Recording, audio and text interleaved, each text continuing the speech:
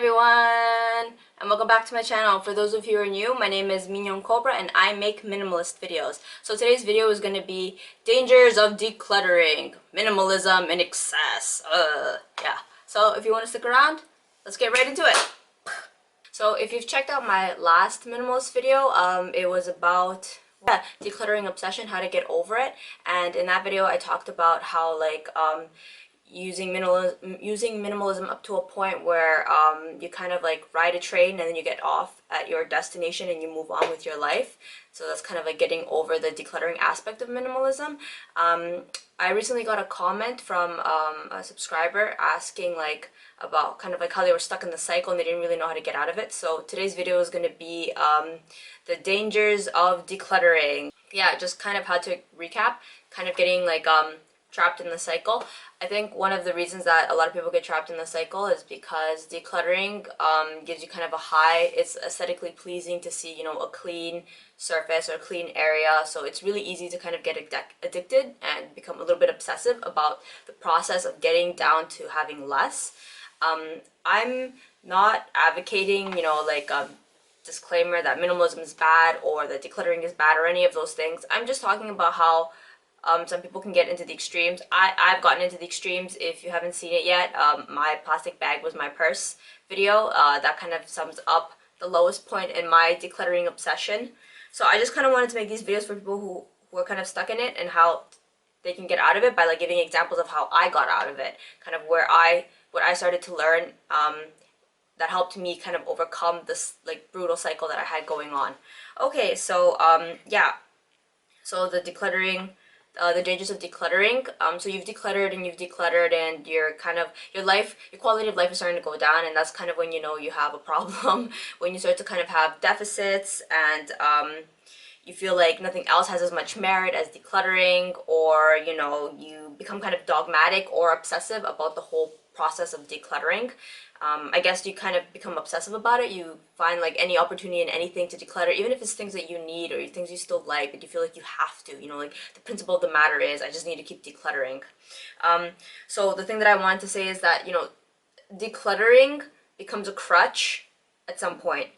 You're not going to be generating any more good feelings after a certain point, especially when you're going into a deficit, and then it kind of you create a cycle because you've already decluttered things, but you still need things, so you need to go out and repurchase it. Kind of like what happened to me with bags. I decluttered all my bags and I had no bags, and then I forced myself to it forced me to have to go buy another bag, and then it's just, that's not what, that I was missing the point at that stage.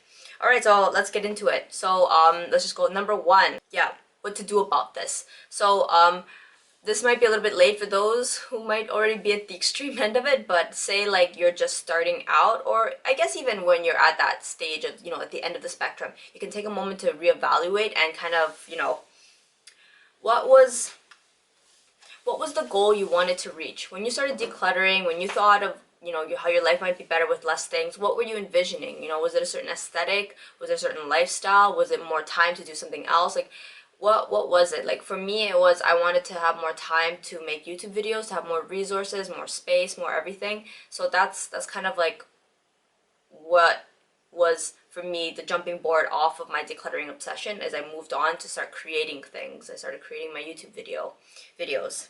Okay, so the next thing you want to ask yourself, question number 2, is does it bring you joy? This is kind of in line with the KonMari method, but I think this is where kind of the cycle gets a bit cyclical and muddied. Take it kind of with a grain of salt what brings you joy.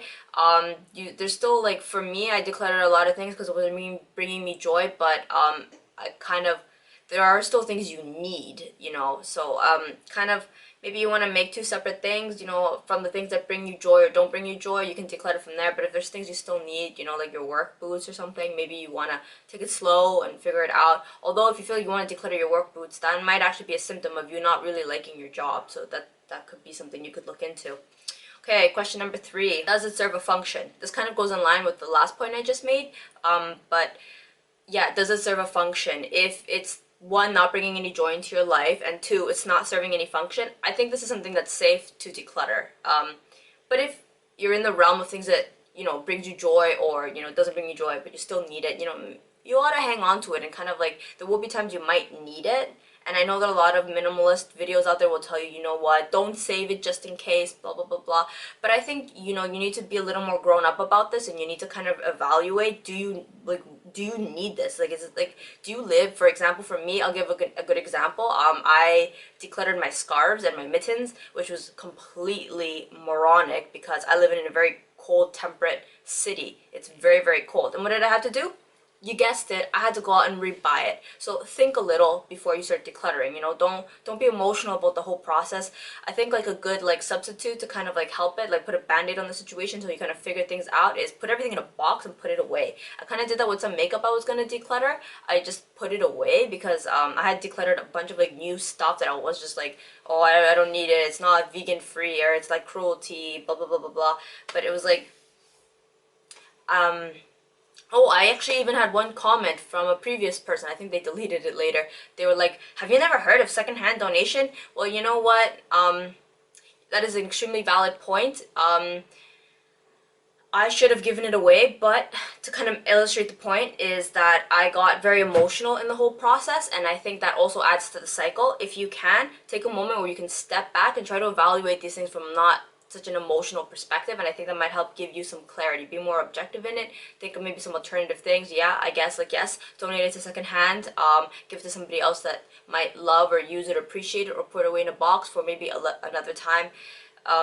This is just like things that I suggest once you've gone at the end of the spectrum. I don't suggest doing these things in the beginning, you know, squirreling everything away, because then it's a process. It's a process. Disclaimer, using and putting things in a box, like using that tip is for like the later stages of like minimalism, once you've kind of entered a vicious cycle. Okay, I think I said enough about that. Okay. Number 4, speaking about the cycle, how to break the cycle. So I read this really good metaphor when I was getting really obsessive about like decluttering, and I wanted to read more articles to, you know, justify my decluttering obsession.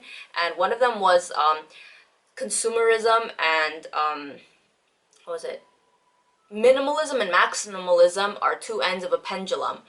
And that was beautiful because imagine it goes like this. One side is like minimalism and the other side is maximalism. When you swing one way, a pendulum swings back harder in the other direction. So if you're a little bit minimalist, you're just a little bit more, like just a little bit maximalist. But if you're extremely minimalist and you have nothing at all, a pendulum swings harder the other way. So you start to consume so much more, replace so much more. So it just, to kind of illustrate that it's a cycle. So how do you break it? You keep the pendulum still. You stop decluttering and you stop shopping. That's kind of a cool concept because I don't know, I don't think anybody else has really touched upon this other than that article. Yeah, to kind of break the cycle, you need to stop for a period of time. I don't know how long. I think for me, I think it was like about a month that I did that. I stopped decluttering and I stopped shopping, and I just kind of like was in a zone of just appreciating my things, you know, and kind of acknowledging and letting myself kind of like savor what I needed and what I didn't really need. That really helped me kind of like climb out of my obsession with decluttering. So I think that if you're like wondering how to get out of the cycle, that's what I recommended to that commenter. That's what I recommended. Stop decluttering, stop shopping, and just kind of like be in the zone. But yeah, honestly, I think that like once you get to that area of like when you stop decluttering and you stop shopping, you kind of make it a lifestyle. I think that minimalism should be a lifestyle, but decluttering is not necessarily an aspect of minimalism that needs to be there. Like, you don't need to always be decluttering to be a minimalist, you know. A minimalist is just, honestly, it's having more and having an excess, quote unquote, for things that do matter to you. That's really what minimalism is. I think the minimalists, if you guys know who they are, they say, you know, don't be dogmatic about it. Take what you can from it and leave the rest, like the other principles, for those that it fits. You know, like you don't have to be so like, I guess, like obsessive. Like, you can be free, you know, you can move on to the next part of your life. You don't have to keep using minimalism as a crutch, you know. If you get caught up in this obsession and this cycle, just let yourself be free. Forgive yourself, you know what, like having less things, having more things, shopping less, whatever, like that doesn't make you. You're like a wonderful person all by yourself, you know. You want to self-improve, and I totally get that, you know. I've been there. I'm on my own road to self-improvement, but if you find yourself caught in a cycle, that's kind of like my warning for, you know, the dangers of decluttering when you get into a deficit and you start to, you know, decline your quality of life. Just to kind of like illustrate one last point, you know, for example, like monks live with very little, but if you see, like, monks are not obsessed with how little they own. Instead, they use the fact that they have less to do good in the world. So you see that monks, you know, like a lot of monks are vegan and they don't hurt other animals, or like a lot of monks do charity work, they help others.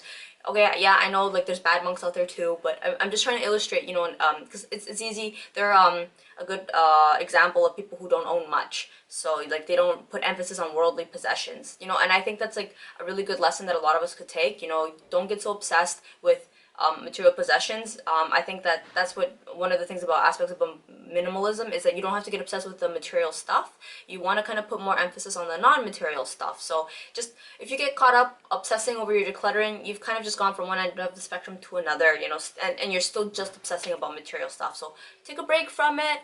Focus on some non-materialistic stuff, like going out, having fun with your family and friends, doing a hobby that you love, indulge in one of your favorite meals, you know, take up a new activity, cooking, swimming, horseback riding, something like that. Do some charity work, go out there, help the community, do some positive stuff. I think that if you do that, you're gonna get a lot more sense of fulfillment in your life, and you're gonna find that, you know what, that one less shirt you wanted to declutter was not really that important. So yeah, if you enjoyed my video, give it a thumbs up. If you want to leave any comments down below, I greatly appreciate it. I always read all the comments, and if nothing else, I will catch you guys in my next video. Mwah! Love you all. Bye!